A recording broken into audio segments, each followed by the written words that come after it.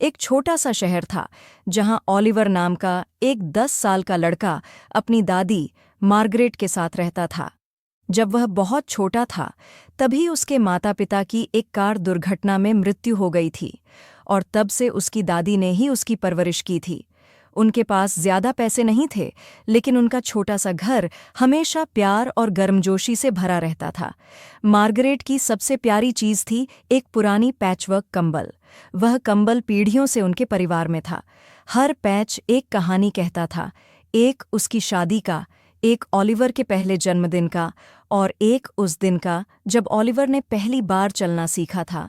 जब भी ऑलिवर दुखी, ठंडा या डरा हुआ होता, मार्गरेट उसे उस कंबल में लपेट कर कहती, चाहे कुछ भी हो जाए, प्यार हमेशा तुम्हें गर्म रखेगा। एक सर्दी में मार्गरेट गंभीर रूप से बीमार पड़ गईं। डॉक्टरों ने कहा कि उन्हें लंबे समय तक अस्पताल में रहना पड़ेगा। ऑलिवर बहुत दुखी था। उसे उनकी कहानियाँ, उनकी हंसी और उनका उसे हर रात सुलाना बहुत याद आता था। फिर एक दिन उसे एक विचार आया। उसने वह कंबल, जो अब पुराना और हल्का फीका हो चुका था लेकिन यादों से भरा था, सावधानी से मोड़ा और अस्पताल ले गया।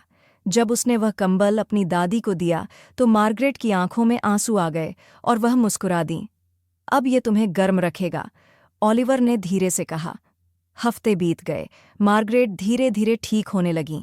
हर नर्स जो कमरे में आती उस कंबल को देखकर मुस्कुराती और उसके बारे में पूछती।